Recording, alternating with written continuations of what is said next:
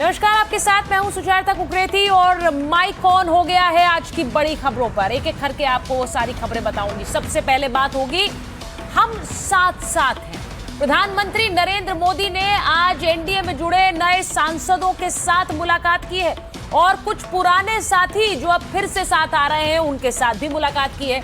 आखिर क्या गठजोड़ बन रहा है, बात आज इसकी होगी। इसी के साथ माइक ऑन कर रही हूं गृह मंत्री अमित शाह की खबर पर, क्योंकि किरण रिजिजू ने आज संसद में कहा कि शाह बोलेंगे तो विपक्ष सुन नहीं पाएगा, क्योंकि लगातार गृह मंत्री के बयान की मांग कर रहा है विपक्ष। लेकिन किरण रिजिजू ने आज गृह मंत्री अमित शाह के बारे में जो बात कही, उसके बाद सदन में जो तस्वीर थी वो आपको दिखाऊंगी। गृह मंत्री खुद आज संसद पहुंचे, वो भी बताऊंगी। इसी के साथ माइक ऑन है सत्ता की जेनजी नीति पर। आखिर ये जेनजी नीति क्या है जिसे लेकर हर नेता अब मुखर हो गया है। हर नेता को जेनजी चाहिए। आखिर जेनजी को लेकर ये पूरा जो एक तस्वीर सामने आ रही है वो भी आपको दिखाने वाली, उस पर भी माइक ऑन है। और इसी के साथ नया मंदिर आंदोलन क्या है, आखिर देश में एक नया मंदिर आंदोलन शुरू होने वाला है। वीएचपी ने उसके लिए सीधे सीधे बात रख दी है, मांग रख दी है, आज वो भी बताऊंगी।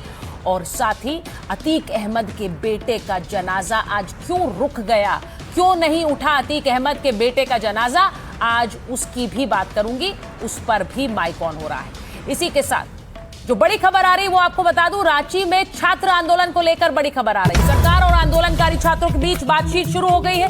रांची के मोराबादी स्थित राजकीय गेस्ट हाउस में यह बातचीत हो रही है। छात्रों का 10 सदस्यों का डेलीगेशन गेस्ट हाउस पहुंचा है। सरकार की ओर से 4 मंत्री और वरिष्ठ आईएएस अधिकारी इस बातचीत में शामिल हैं। तो ये बड़ी खबर आपको बता रही हूं, जो छात्रों और सरकार के बीच है बातचीत, वो बस शुरू होने वाली है। हमारे सहयोगी प्रभाकर हमारे साथ जुड़ रहे हैं। प्रभाकर, जरा बताइए इस वक्त क्या हो रहा है वहां पर।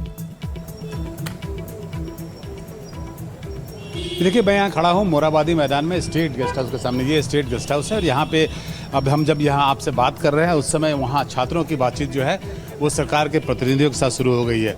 4 मंत्री हैं उस प्रतिनिधिमंडल में और एक जो है वो सीनियर ब्यूरोक्रेट हैं, एक आईएएस हैं जो कि यहाँ पे हेल्थ सेक्रेटरी हैं। उनके साथ जो है वो बातचीत हो रही है और छात्रों का 10 सदस्यीय जो टीम है, 10 सदस्यीय प्रतिनिधिमंडल जो है वो यहाँ पे आया है। ये आप देखिए, यहाँ पर काफ़ी कड़ी सुरक्षा व्यवस्था की गई है। ये स्टेट गेस्ट हाउस के बाहर में आप देखिए किस तरीके से पुलिस का पूरा बंदोबस्त है। और छात्रों का जो प्रतिनिधिमंडल है उससे पिछले 2 दिनों से सरकार ने जो इनको न्योता दिया था, उसके बाद से वो एक डेडलॉक सा सिचुएशन बना हुआ था, जिसमें कि सरकार जो छात्र हैं वो चाह रहे थे कि उनके साथ में एक जर्नलिस्ट हों, उसमें एक वकील हों। तो सरकार ने उससे मना कर दिया। सरकार ने कहा कि हम केवल छात्रों से बात करेंगे, बाकी किसी तरह के किसी और प्रतिनिधिमंडल से बात, कोई और भी व्यक्ति अगर उस प्रतिनिधिमंडल में होगा तो उससे बात नहीं करेंगे।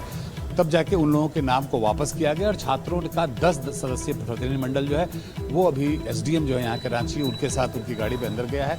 और अब हम उम्मीद कर रहे हैं कि बातचीत शुरू हो गई होगी। बातचीत पे क्या हुआ, किस मुद्दे पे बात हुई, किस मुद्दे पे एग्रीमेंट हुआ, ये सारी बातें हमें पता चलेगी जब वो बातचीत खत्म हो जाएगी और जब प्रतिनिधिमंडल बाहर निकलेगा या सरकार के प्रतिनिधि बाहर निकलेंगे, जब हमें इसका अपडेट देंगे। लेकिन अभी फिलहाल रांची से जो मुख्य अपडेट है वो ये है कि बातचीत सरकार और छात्रों के बीच में शुरू हो गई है। जी ठीक है प्रभाकर, बहुत बहुत धन्यवाद आपका। जो आप खबर बता रहे हैं वहां छात्रों और सरकार के बीच बातचीत शुरू हो गई है और इस बातचीत से क्या निकल कर आएगा, क्या ये आंदोलन जो प्रदर्शन कर रहे हैं छात्र वो आज खत्म होता है, उस पर नजरें बनी हुई हैं। क्योंकि अगर ये प्रदर्शन आज खत्म होगा तो इसके बाद ये सरकार के लिए भी एक बड़ी उपलब्धि होगी और छात्रों के लिए आखिर इसमें से क्या निकल कर आता है वो देखना है, क्योंकि रांची में इस वक्त ये बड़ी बैठक चल रही है। और अब बात करते हैं आज की बड़ी खबर की। आज संसद में गृह मंत्री को लेकर कैसे सरकार और विपक्ष के बीच आर पार हुआ वो आपको दिखाऊंगी और दिखाऊंगी कि आज बैठकों पर बैठे कैसे कर रहे थे प्रधानमंत्री Narendra Modi.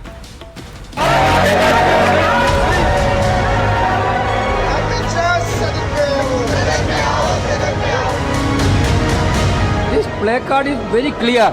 Our Home Minister is absent, missing in Lok Sabha.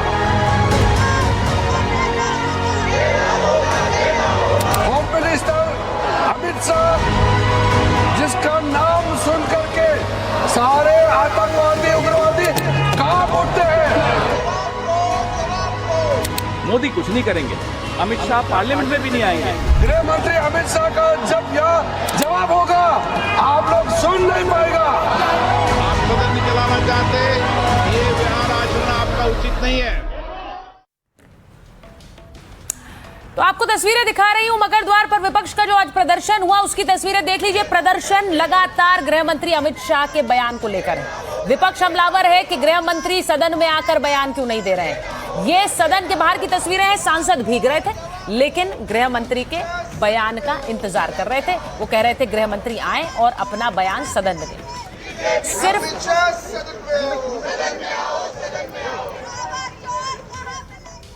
बात सिर्फ गृह मंत्री के बयान की नहीं, ये सिर्फ संसद के बाहर नहीं है, संसद के अंदर राज्यसभा में कैसे विपक्ष का प्रदर्शन हुआ वो भी आपको दिखा देती हूं।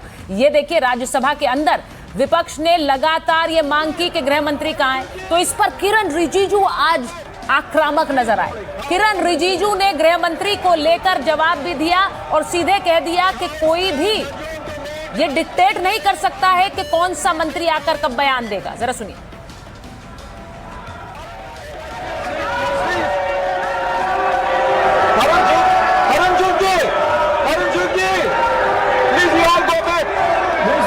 Now the minister will report.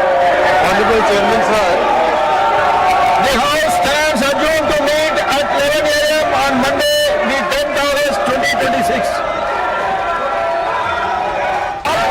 ये नारा लगाने का जो तरीका है वो गलत है। और मैं दूसरी बात बताना चाहता हूँ, होम मिनिस्टर अमित शाह वो इंसान है जिसका नाम सुन करके सारे आतंकवादी उग्रवादी कांप उठते हैं।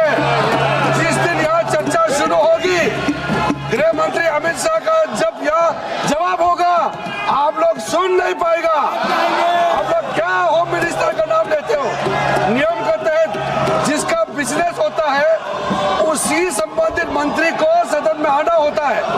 आप यहाँ डिमांड डायरेक्शन नहीं कर सकते कौन से मंत्री आना है और किसको जवाब देना है, वो सरकार तय करता है और चेयर तय करता है।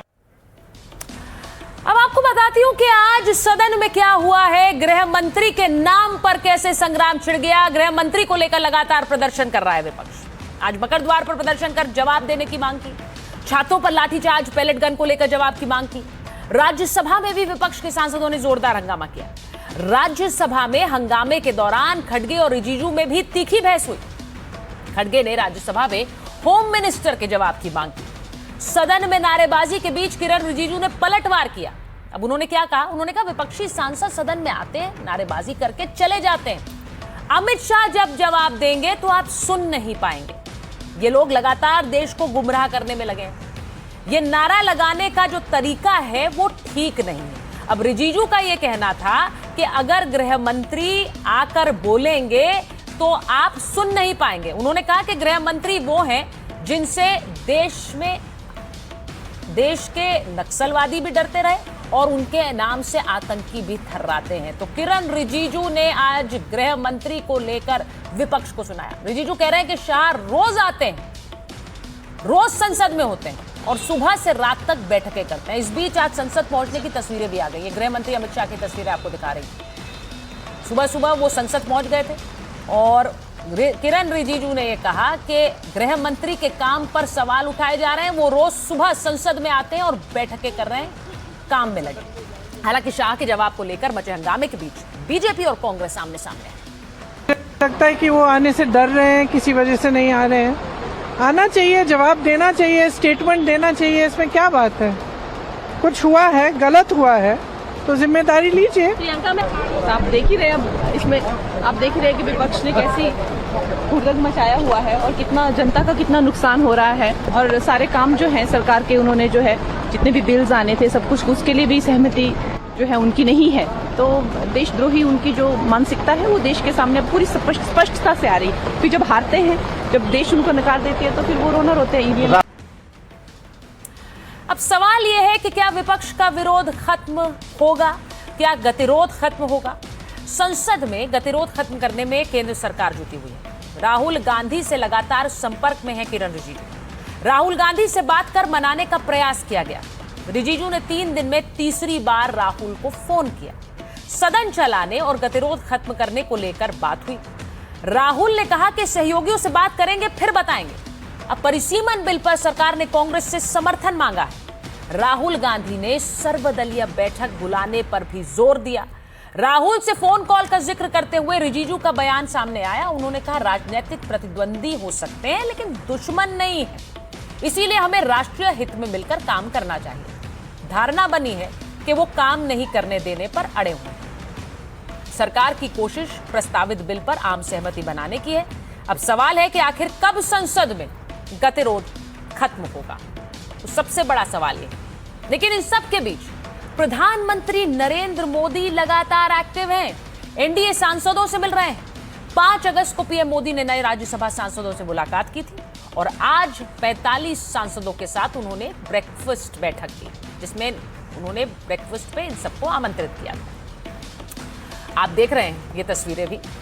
अब आपको बताती हूं कि प्रधानमंत्री नरेंद्र मोदी ने नाश्ते पर एनडीए के 45 सांसदों से आज मुलाकात की। इसमें शिवसेना के 7, एनसीपीआई के 20, एनसीपी के 2 सांसद मौजूद रहे। उपेंद्र कुशवाहा समेत कई और एनडीए सांसद भी इसमें शामिल हुए।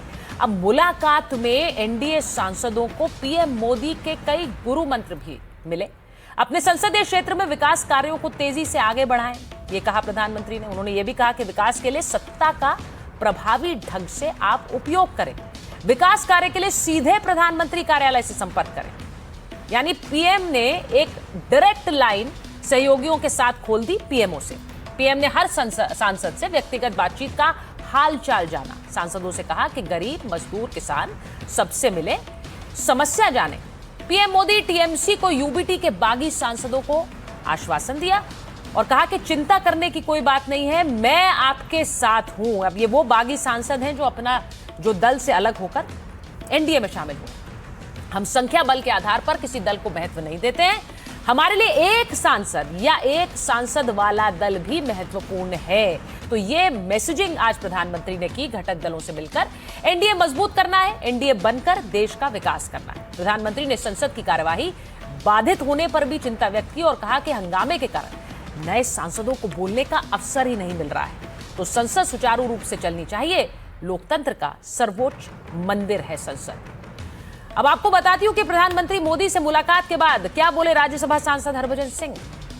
पीएम साहब से जब मुलाकात हुई, उन्होंने यही बताया कि आप ज़्यादा से ज़्यादा यहाँ पे आइए, अटेंड करिए और आप समझिए कि पार्लियामेंट पूरा देखिए, समझिए और क्या इसकी इम्पोर्टेंस है और क्या आप चेंज ला सकते हैं, उसके बारे में ज़रूर आप सदन में विषय में बात करिए। और एक जो यहाँ का नियम है, जो उस मर्यादा में रह के हमेशा जो है वो बात रखनी है और करनी है। वो आप किस पार्टी से हो वो मैटर नहीं करता है, पर लेकिन देश सबसे ऊपर है। तो इसलिए जो भी आपके मसले हैं उसका आप बात जो है अपनी अंदर रखिए, रादर देन बाहर बैठ के वो अननेसेसरी इश्यूज क्रिएट करने के। तो हरभजन सिंह को आप सुन रहे थे। हरभजन सिंह पंजाब से राज्यसभा सांसद चुने गए और उसी पंजाब को लेकर आज एक बड़ी बैठक हुई। प्रधानमंत्री मोदी और सुखबीर बादल की मुलाकात हुई। मुलाकात के बाद बाहर निकलते बादल, पीएम मोदी, एक और मुलाकात चर्चा में रही, जिसके बाद पंजाब का माहौल बदलने वाला है। यानी ये जो तस्वीर आप देख रहे हैं सुखबीर बादल की, प्रधानमंत्री से मिलने के बाद सुखबीर बादल आज बाहर जब निकले हैं और उसके बाद सुगबुगाहट तेज है कि क्या ये मुलाकात पंजाब का भविष्य बदलेगी। क्योंकि जो आप तस्वीर उसके बगल में देख रहे हैं, ये प्रधानमंत्री मोदी और सुखबीर बादल की तब की तस्वीर है जब एनडीए का सहयोगी रहा, लेकिन जब से दोनों अलग हुए हैं उसके बाद ये मुलाकात बहुत अहम है। अब संसद में आज पीएम मोदी से सुखबीर बादल की मुलाकात हुई। पंजाब चुनाव के चलते दोनों की मुलाकात बेहद महत्वपूर्ण है। पंजाब में बीजेपी, अकाली दल मिलकर चुनाव लड़ सकते हैं। गठबंधन के पक्ष में है पंजाब बीजेपी, आरएसएस और अकाली दल, यानी तीनों ही चाह रहे हैं कि गठबंधन हो। कांग्रेस से बीजेपी में आए नेता भी गठबंधन करने के पक्ष में हैं। अब गठबंधन को लेकर केंद्रीय नेतृत्व को फैसला करना है। शहरी क्षेत्रों में बीजेपी, ग्रामीण क्षेत्रों में अकाली का असर है। तो पंजाब में साथ आने से दोनों पार्टियों को फायदा ही होगा। दोनों पार्टियां पहले भी साथ रहकर चुनाव लड़ चुकी हैं। कृषि कानूनों के विरोध में दोनों का गठबंधन टूट गया था। अब बाद में दोनों अलग अलग लड़े, दोनों को इसका नुकसान हुआ। 24 लोकसभा चुनाव में बीजेपी को कोई सीट नहीं मिली, अकाली दल भी केवल एक लोकसभा सीट पर जीत पाया। गठबंधन को लेकर बीजेपी अध्यक्ष ने भी संकेत दिया था। गठबंधन के बारे में उचित समय पर निर्णय होगा, ये नितिन नबीन ने कहा था। और अब ऐसा लग रहा है कि पंजाब के भविष्य को लेकर एक बड़ा फैसला इस मीटिंग में तय हुआ हो सकता है। अब पीएम मोदी और सुखबीर सिंह बादल की मुलाकात पर अरविंद केजरीवाल ने तंज कस दिया। उन्होंने एक पोस्ट किया। उस पोस्ट में क्या लिखा? उन्होंने कहा, नाना करते प्यार तुम ही से कर बैठे, तो क्या चंदा चोर पार्टी और बेअदबी पार्टी का गठबंधन हो रहा है? तो ये वो तंज कस रहे हैं और उन्हें भी लग रहा है कि सुगबुगाहट उसी ओर जा रही है कि पंजाब में एक गठबंधन होगा, और अगर ये गठबंधन होगा तो उसका सीधा असर पंजाब में आम आदमी पार्टी की सरकार पर पड़ सकता है। और अब माइक ऑन कर रही हूं आज की एक और बड़ी खबर पर, जिससे मैंने शुरुआत भी की। छात्रों का प्रदर्शन, जो कि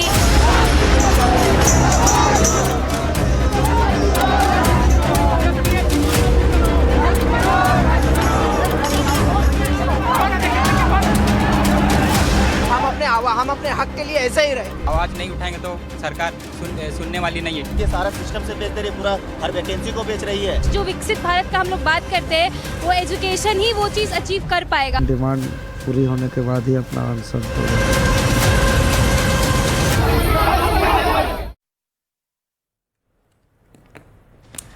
तो रांची में प्रदर्शन 14वें दिन आज जारी रहा। और अब से थोड़ी देर पहले एक बातचीत को लेकर वहां पर जो आपने देखा कि एक बातचीत के लिए छात्रों का प्रतिनिधिमंडल और सरकार का प्रतिनिधिमंडल पहुंचा है। इस बातचीत में क्या कोई नतीजा निकलेगा? लेकिन इन सब के बीच ये 14वें दिन का प्रदर्शन, भावुक करने वाली तस्वीरें सामने आई। तस्वीर पूरी दिखाइए प्लीज। ये जो तस्वीरें आप देख रहे हैं, छात्रों के प्रदर्शन के बीच छात्र की मां कैसे रोते हुए नजर आ रही है।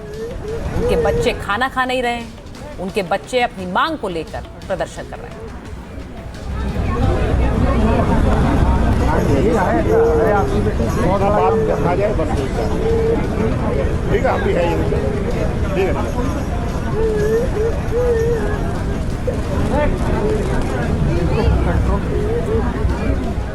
रांची में छात्रों से हम लगातार बात भी कर रहे हैं। उनमें से कई ने हमें बताया कि वहां पर कई दिन से बारिश हो रही है, कई दिन से खाना भी कुछ छात्रों ने नहीं खाया है। उस सब के बावजूद वो अपने प्रदर्शन पर अडिग हैं।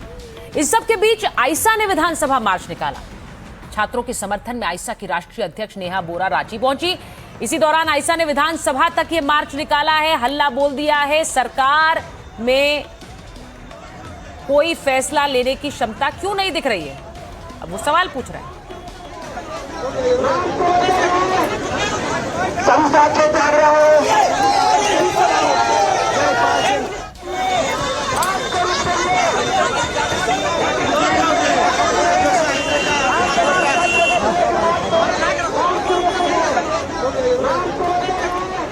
देखिए, इन सब के बीच एक तस्वीर और आई जिसने ध्यान खींचा। आइसा की तरफ से नेहा बोरा वहां पर प्रदर्शन कर रही थी और उनके ऊपर स्याही फेंक दी गई। अब मार्च में बड़ी संख्या में छात्र युवा शामिल थे। इस दौरान अमरनाथ नाम के एक व्यक्ति ने नेहा बोरा पर काली स्याही फेंक दी।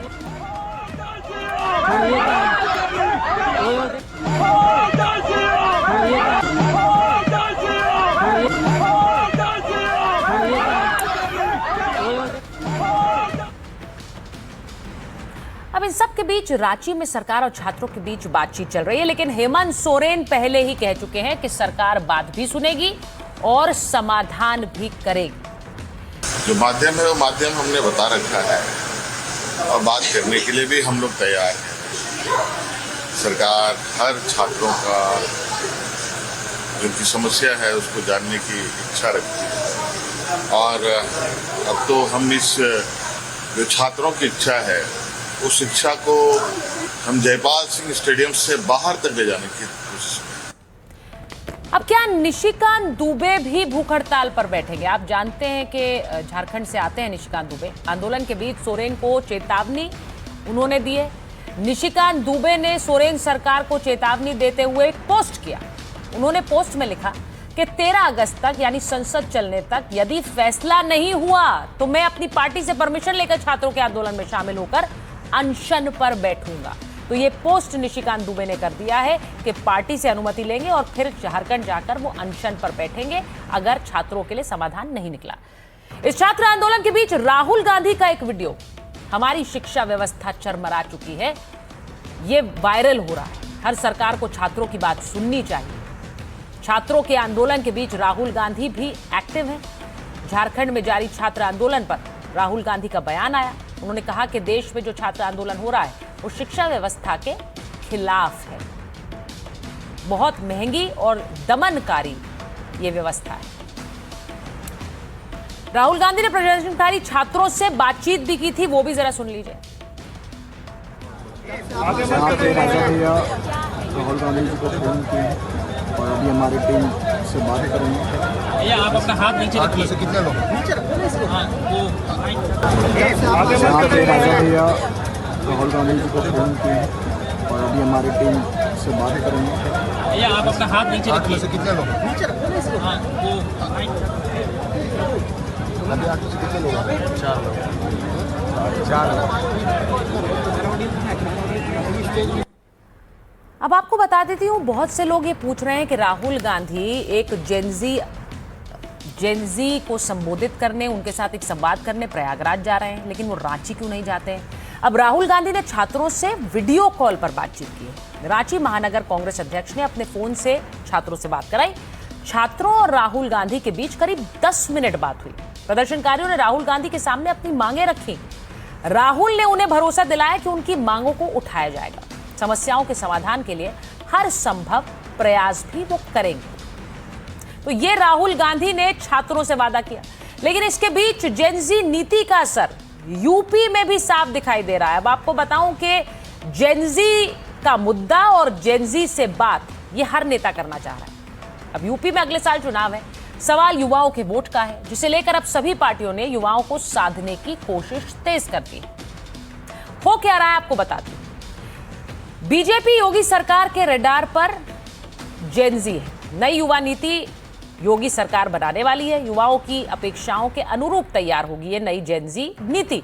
स्वतंत्र विशेषज्ञ आयोग का इसमें गठन किया जाएगा। नीति बनाने से पहले युवाओं से बात होगी। 16 से 35 साल के बच्चों से राय ली जाएगी, यानी वो क्या चाह रहे हैं, उनकी क्या उम्मीदें हैं सरकार से, बच्चों की आवश्यकताएं क्या हैं, उनको सरकार समझना चाहती है सीधे बच्चों के जरिए। शिक्षा, कौशल और रोजगार को तरजीह कांग्रेस भी एक्शन में है। पार्टी ने जेनजी से संवाद तेज कर दिया है।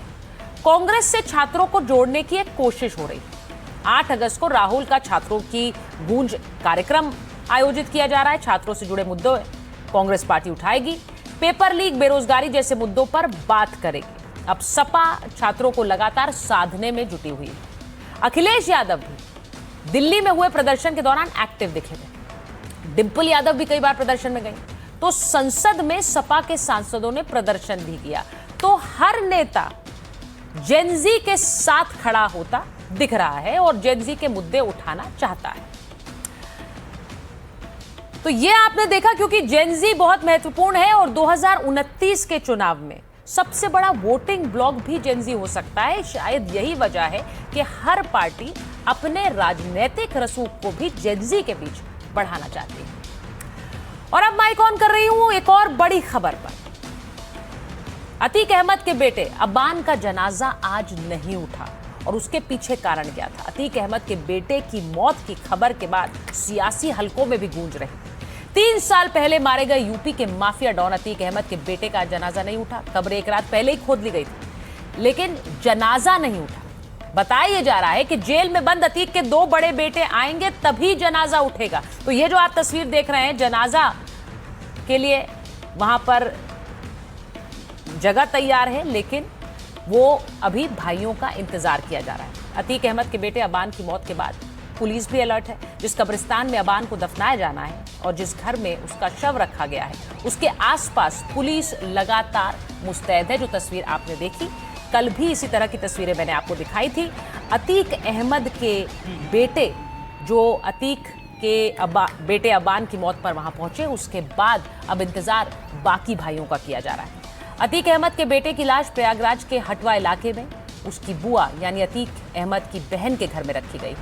वहां अतीक के परिवार से जुड़े लोग उसके परिवार से हमदर्दी रखने वालों की भीड़ लगी है। पुलिस इस इलाके में भी मुस्तैद नजर आती है। देखिए क्या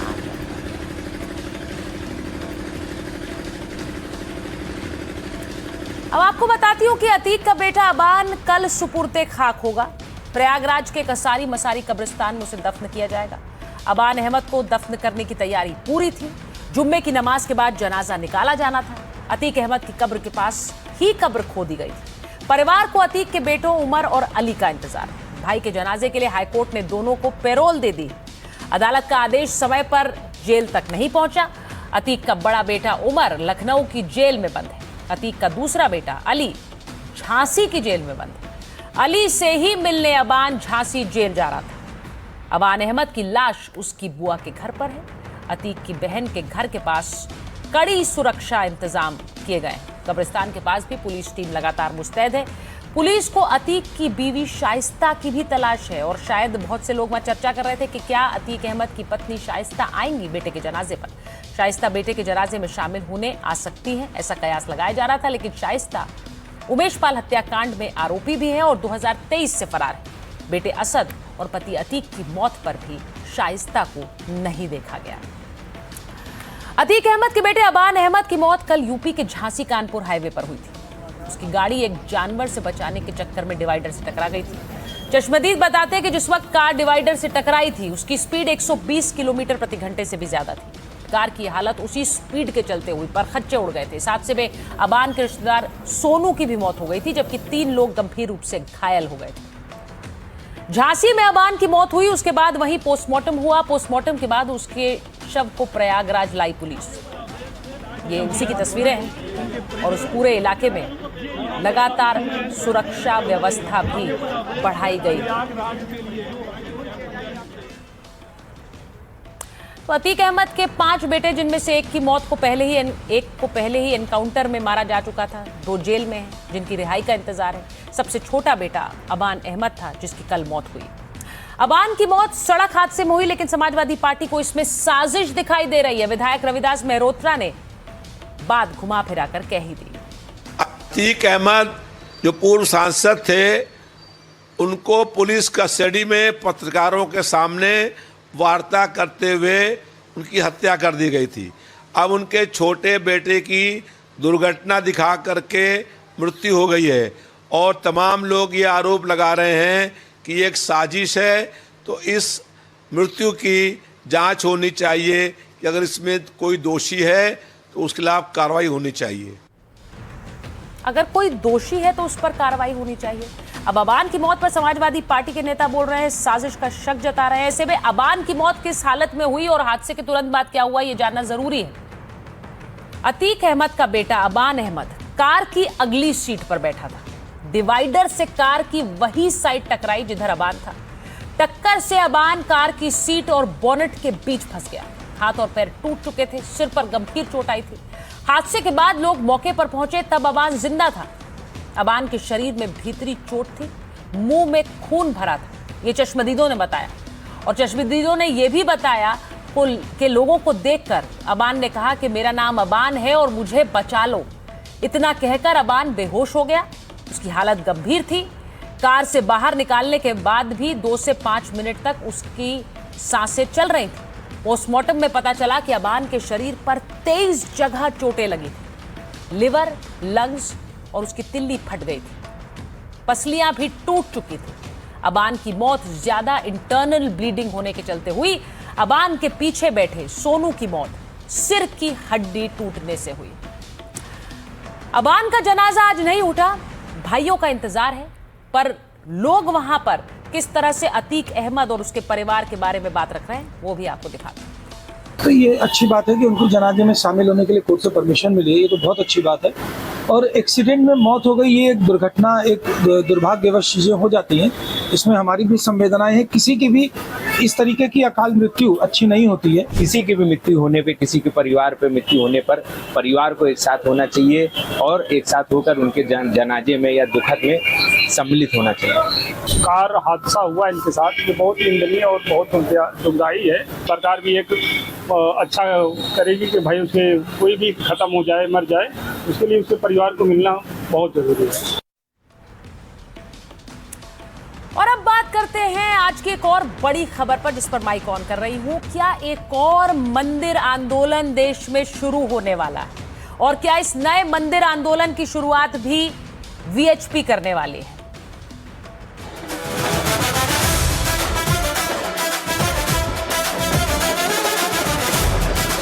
हम सब मुख्यमंत्रियों और सरकारों को कहेंगे कि अब समय ऐसा आ गया है कि आपको हमारे मंदिर हमको वापस करना पड़ेगा।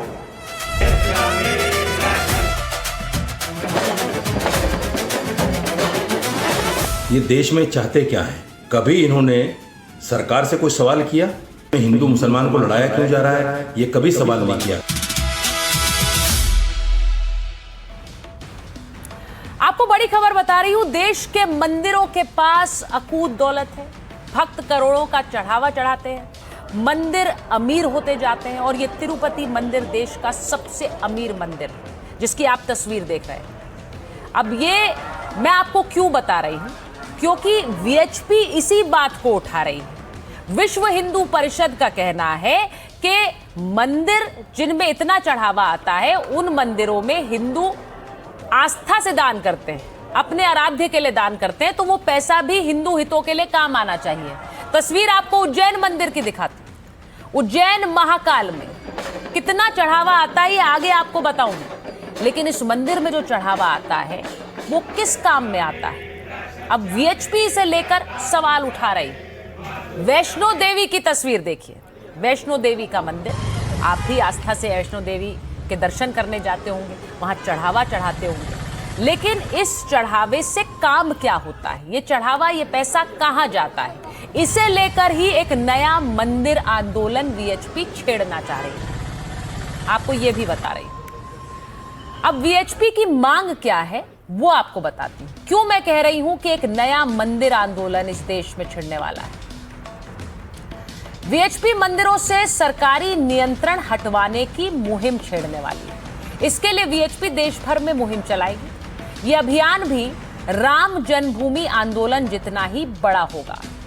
राज्य सरकारें मंदिरों का कंट्रोल छोड़ें और मैनेजमेंट से हट जाएं, ये कह रहे हैं आलोक कुमार।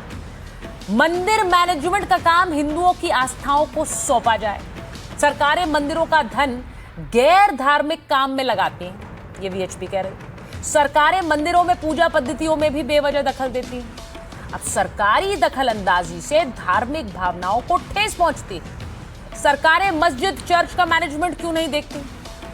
इसीलिए उन्हें हिंदू मंदिरों का मैनेजमेंट भी नहीं करना चाहिए। वीएचपी ने मंदिर मुक्ति के लिए एक फ्रेमवर्क भी तैयार कर लिया। इसमें मंदिर का फंड हिंदू धर्म से जुड़े कामों में लगाने की बात कही गई है। तो यह है वो नया मंदिर आंदोलन जो वीएचपी शुरू करना चाहती है। विश्व हिंदू परिषद के अंतर्राष्ट्रीय अध्यक्ष आलोक कुमार क्या कह रहे हैं, जरा सुन लीजिए। सरकार मस्जिद नहीं चलाती, गुरुद्वारा नहीं चलाती, चर्च नहीं चलाती, जैन आश्रम बौद्ध मठ नहीं चलाती, तो वो मंदिर क्यों चलाती है? मंदिर का पैसा क्यों अपने पास में अपने खजाने में जमा करती है? ऑडिट फीस के नाम पे अलग से पैसा लेती है और वहां पर एक सीईओ बिठाकर उस बाबू की तनख्वाहें और बाकी चीजें भी वो उस मंदिर की आय में से लेती है। अब आपको मैं बताती हूं कि वीएचपी जो मांग रख रही है वो अलग अलग मंदिरों में जो चढ़ावा चढ़ता है उसे सरकार के कंट्रोल से हटाकर हिंदू हितों के लिए काम आए वो पैसा, ये कर रही है। तो अलग अलग बड़े मंदिरों में दान क्या चढ़ता है, कितना चढ़ता है, जरा वो भी समझिए। बालाजी, तिरुपति बालाजी मंदिर में सालाना चढ़ावा तकरीबन 4000 करोड़ है और वहां की कुल संपत्ति, गौर कीजिए, 2,26,000 करोड़ है। तो ये तिरुपति बालाजी की बात मैं कर रही हूं। अब ये सारा पैसा सरकार के पास ना जाकर हिंदू हितों के लिए काम आए। वैष्णो देवी मंदिर जम्मू, आप वैष्णो देवी के दर्शन करने जाते हैं, चढ़ावा चढ़ाते हैं, 500 करोड़ का ये सालाना चढ़ावा है और कुल संपत्ति 2000 करोड़ की है मंदिर के पास, मंदिर ट्रस्ट के पास। तो ये पैसा अब कैसे सरकारों के पास न जाकर हिंदू हितों के लिए कैसे काम आए, इसका एक प्लान भी तैयार किया है।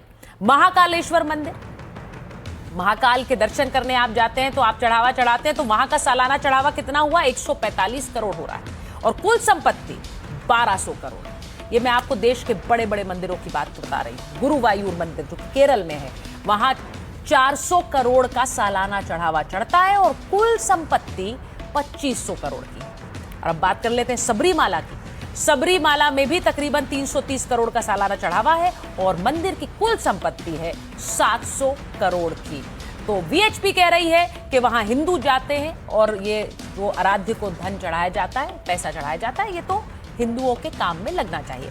विश्व हिंदू परिषद ने मंदिरों को सरकारी कंट्रोल से मुक्त कराने की मुहिम छेड़ने का ऐलान किया तो संतों ने उसकी बात का समर्थन शुरू कर दिया है, लेकिन मुस्लिम धर्मगुरुओं और मुसलमानों की नुमाइंदगी का दावा करने वाले नेताओं को ये बात पसंद नहीं आ रही। कभी इन्होंने सरकार से कोई सवाल किया? महंगाई क्यों है, बेरोजगारी क्यों है, देश में इतनी अराजकता क्यों है, देश में नफरत क्यों है, आपस में हिंदू मुसलमान को लड़ाया क्यों जा रहा है? ये कभी सवाल नहीं किया, क्योंकि ये इनका मकसद ही यही है कि देश का हर नागरिक आपस में लड़ता रहे और ये अपने हिंदू मुसलमान के नफरत के एजेंडे को आगे बढ़ाते रहे। अब सरकार को हम अपना मंदिर नहीं सौंप सकते हैं, क्योंकि सरकारी तरीके से जो मंदिर है उस मंदिरों में पूजा पाठ का कोई नियम नहीं है, ना कोई सही से हो रहा है। तो आलोक कुमार ने जो भी कहा है बिल्कुल सत्य कहा है, उनके बात का हम सभी साधु संत समर्थन करते हैं। आलोक कुमार साहब ने जो बातें कही हैं ये बड़ी अजीब बात है।